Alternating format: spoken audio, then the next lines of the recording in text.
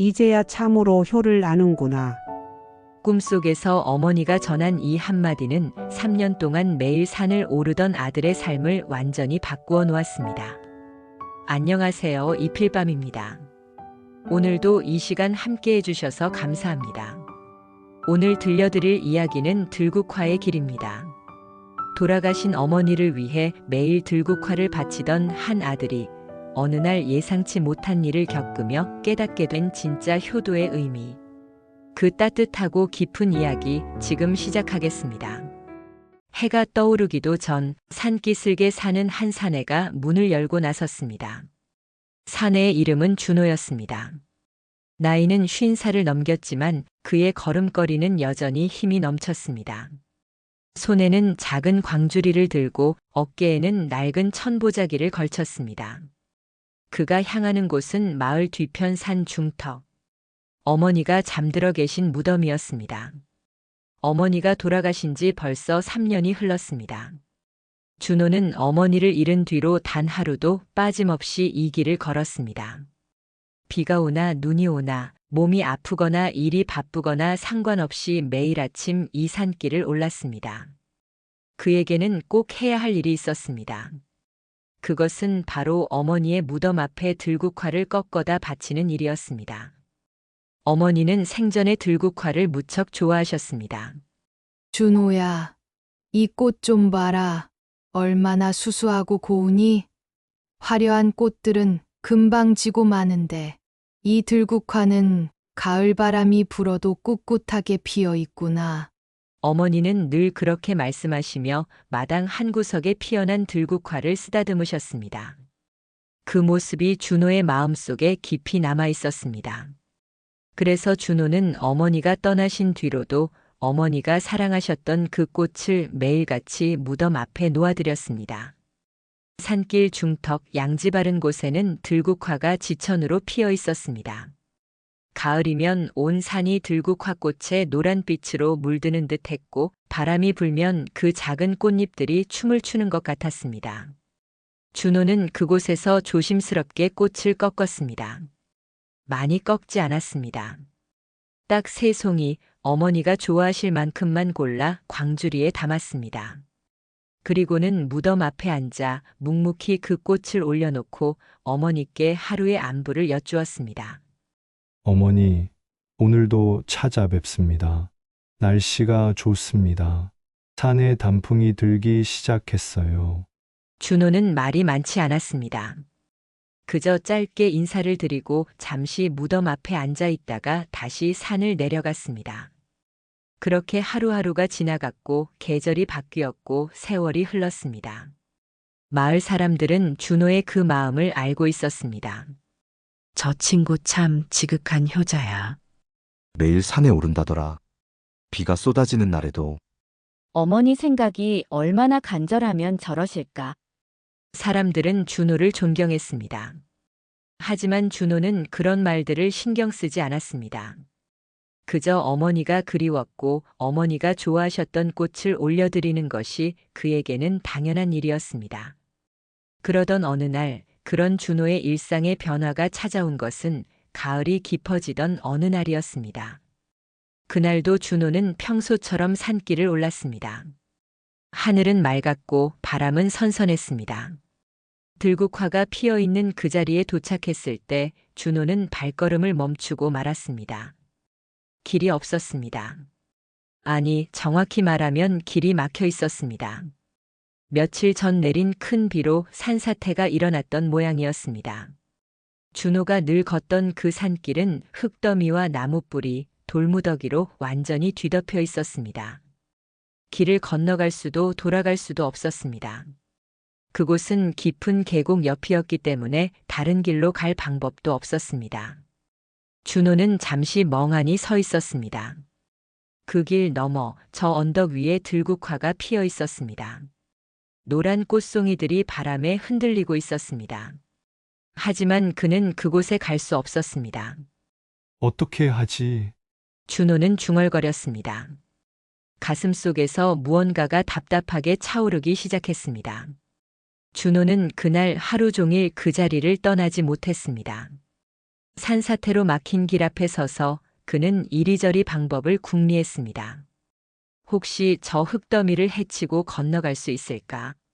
아니면 계곡을 돌아서 다른 길로 갈 수 있을까? 하지만 어떤 방법도 쉽지 않았습니다. 산사태가 일어난 곳은 너무 위험했고 다른 길로 돌아가려면 하루가 꼬박 걸릴 만큼 먼 거리였습니다. 그 사이 해가 저물었습니다. 준호는 할 수 없이 빈손으로 집으로 돌아왔습니다. 광주리는 비어 있었습니다. 어머니 무덤에 올릴 들국화가 없었습니다. 3년 동안 단 한 번도 빠뜨리지 않았던 일이었는데 오늘은 할 수가 없었습니다. 그날 밤 준호는 잠을 이루지 못했습니다. 마음이 무거웠습니다. 어머니께 꽃을 올리지 못한 것이 마치 큰 죄를 지은 것처럼 느껴졌습니다.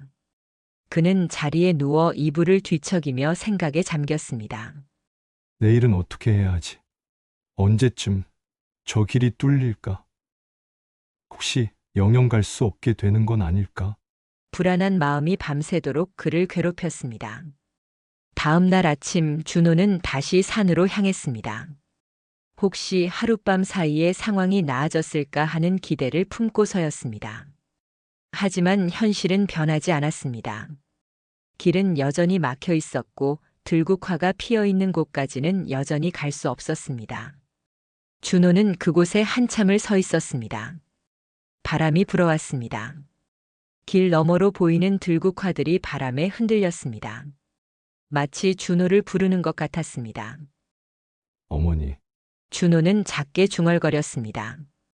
그리고 그 순간 문득 한 가지 생각이 떠올랐습니다. 들국화는 저곳에만 피는 게 아니야. 그렇습니다. 들국화는 저 산길 중턱에만 있는 꽃이 아니었습니다. 들국화는 들에 피는 꽃이었습니다. 산기슭 여기저기에 마을 뒷산 곳곳에 논둑 옆 작은 공터에도 들국화는 피어 있었습니다. 준호는 천천히 발걸음을 돌렸습니다. 그리고 산을 내려가며 주변을 둘러보기 시작했습니다. 조금만 눈을 돌리자 그의 눈에 놀라운 광경이 들어왔습니다. 산 아래쪽 그가 늘 지나쳤던 길가에도 들국화가 소담스럽게 피어 있었습니다. 마을로 내려가는 길목 작은 개울가에도 노란 꽃들이 바람에 흔들리고 있었습니다. 준호는 그곳에서 조심스럽게 꽃을 꺾었습니다. 세 송이 어머니께 올리던 그 숫자만큼. 그리고 어머니의 무덤으로 향했습니다. 길이 막혀 평소보다 조금 멀리 돌아가야 했지만 그는 결국 무덤 앞에 도착했습니다. 숨이 조금 찼지만 마음만은 한결 가벼웠습니다. 어머니, 오늘은 다른 곳에서 꽃을 꺾어 왔습니다. 길이 막혀서요. 하지만 들국화는 똑같은 들국화입니다. 준호는 그렇게 말하며 꽃을 올렸습니다. 그날 이후로 준호는 매일 다른 곳에서 들국화를 꺾어왔습니다. 산 아래 길가에서, 개울가에서, 마을 어귀 공터에서. 그리고 그는 점점 깨닫기 시작했습니다. 들국화는 어디에나 피어 있다는 것을. 그리고 어머니의 사랑도 그 꽃처럼 어디에나 존재한다는 것을. 그렇게 며칠이 지나갔습니다.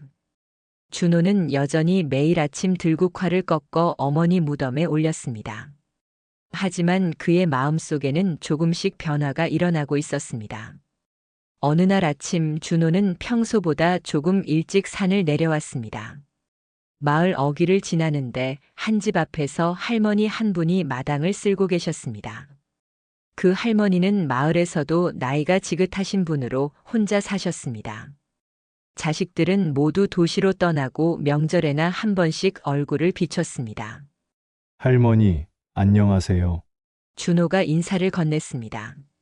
아이고, 준호 씨.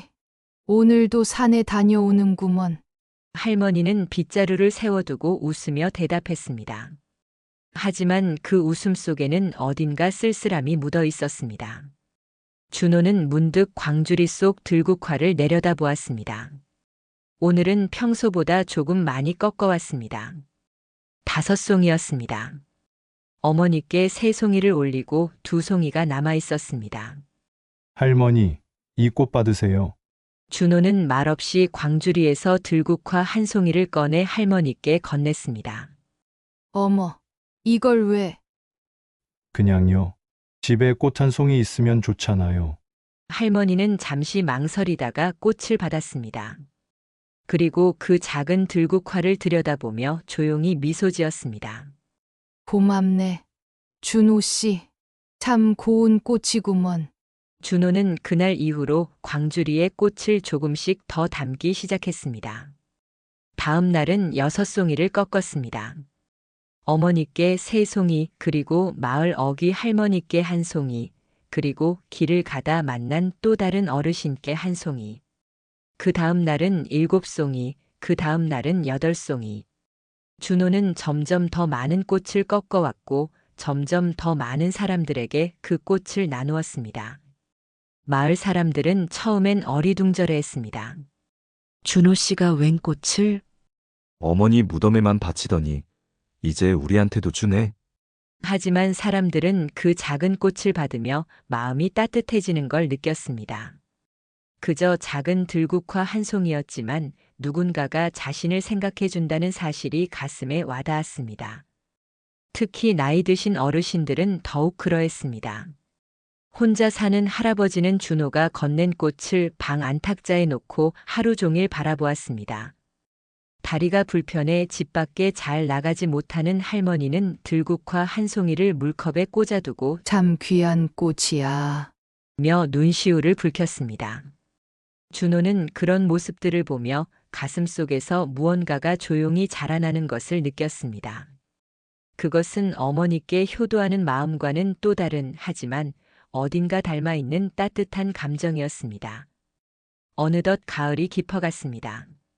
산에는 단풍이 들고 들국화는 여전히 곳곳에서 피어났습니다. 준호는 이제 매일 아침 큰 광주리를 들고 나섰습니다. 20송이, 때로는 30송이까지 꺾어왔습니다. 어머니 무덤에 3송이를 올리고 나머지는 마을 어르신들께 나누어 드렸습니다. 할아버지, 오늘도 꽃 가져왔어요. 할머니, 어제 드린 꽃은 잘 있어요? 아주머니, 이 꽃 마당에 심으시면 내년에도 필 거예요. 준호는 이제 말이 조금씩 많아졌습니다. 사람들과 이야기를 나누고 안부를 묻고 함께 웃었습니다. 마을은 점점 따뜻해졌습니다. 그렇게 한 달이 지났습니다. 준호는 여전히 매일 들국화를 꺾어 어머니 무덤에 올리고 마을 어르신들께 나누었습니다. 이제 그것은 그의 일상이 되었고 마을 사람들도 그를 기다리게 되었습니다. 어느 날 저녁이었습니다. 준호는 하루 일을 마치고 집으로 돌아와 저녁을 먹고 잠자리에 들었습니다. 몸은 피곤했지만 마음은 편안했습니다. 그날 밤 준호는 꿈을 꾸었습니다. 꿈속에서 그는 산길을 걷고 있었습니다. 바람이 불고 들국화가 온 산에 가득 피어 있었습니다. 그리고 저 멀리 산 중턱 어머니 무덤 앞에 누군가가 서 있었습니다. 준호는 그쪽으로 걸어갔습니다. 가까이 다가가자 그는 그 사람이 누구인지 알 수 있었습니다. 어머니였습니다. 어머니는 환한 미소를 지으며 준호를 바라보고 계셨습니다.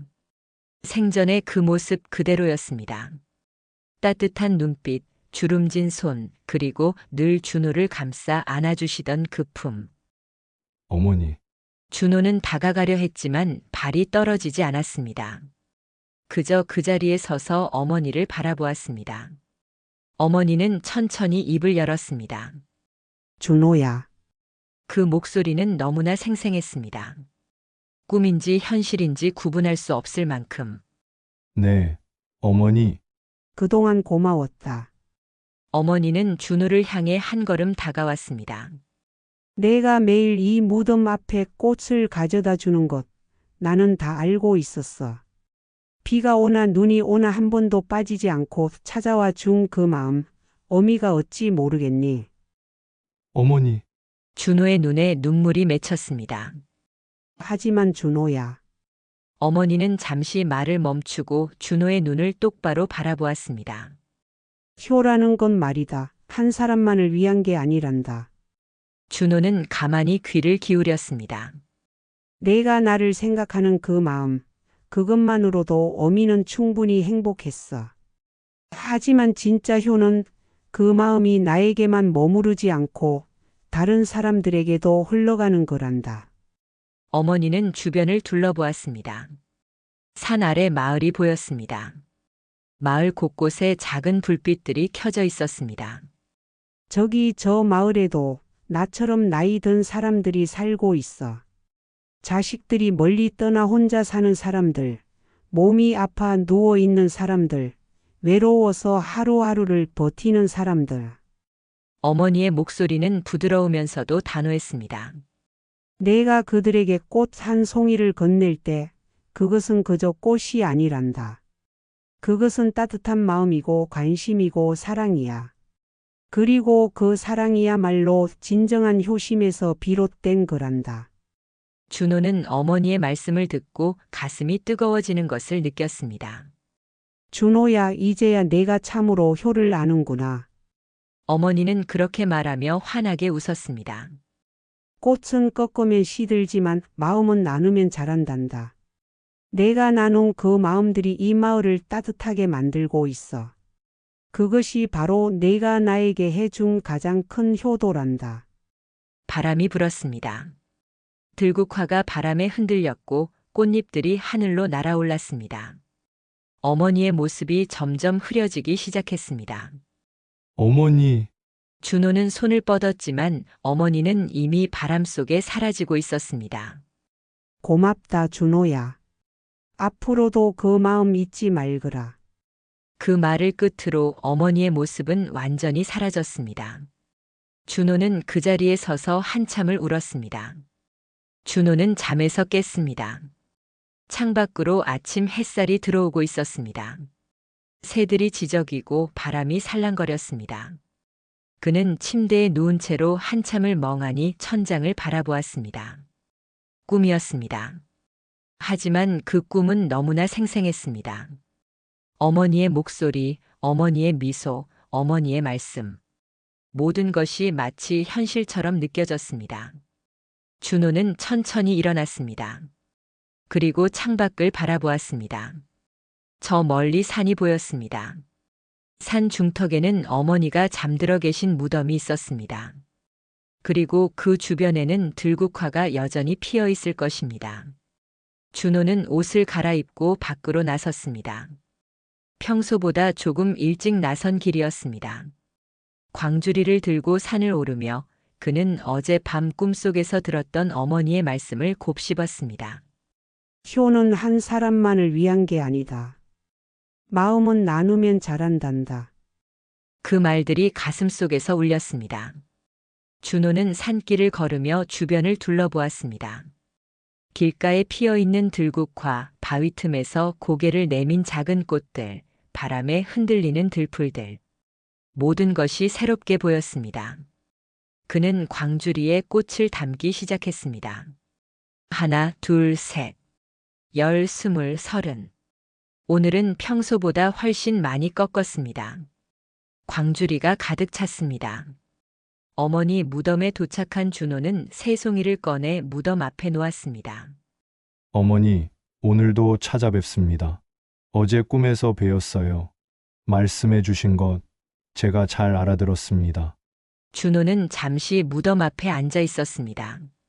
바람이 불어왔고 들국화가 흔들렸습니다.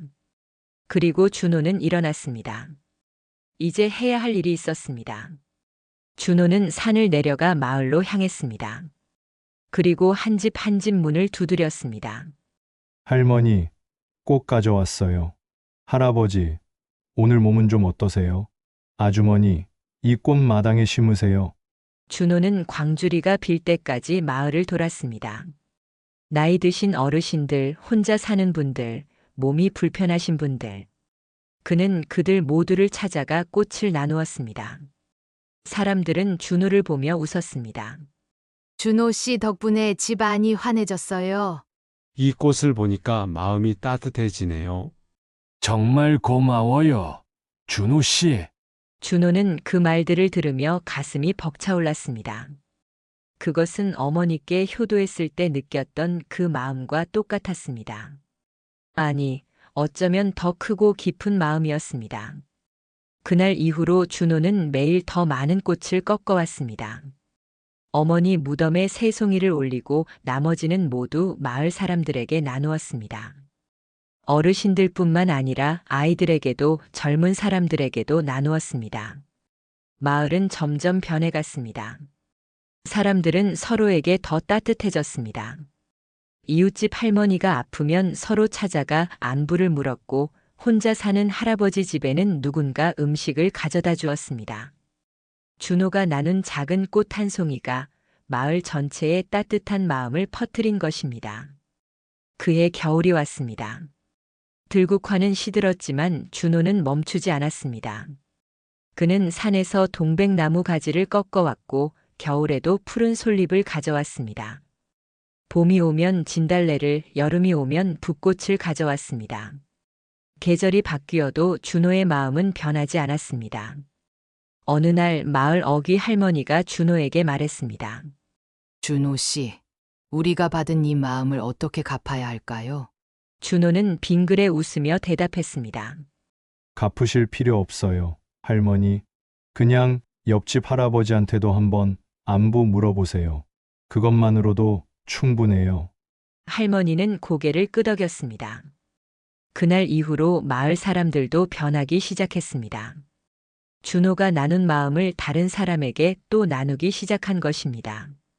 젊은 아주머니는 혼자 사는 할머니 집에 반찬을 가져다 주었습니다. 아이들은 다리가 불편한 할아버지 집 마당을 쓸어드렸습니다. 마을 청년은 지붕이 새는 집을 고쳐드렸습니다. 마을은 이제 하나의 큰 가족처럼 되었습니다. 그리고 준호는 깨달았습니다. 어머니께서 꿈속에서 하신 말씀의 진정한 뜻을.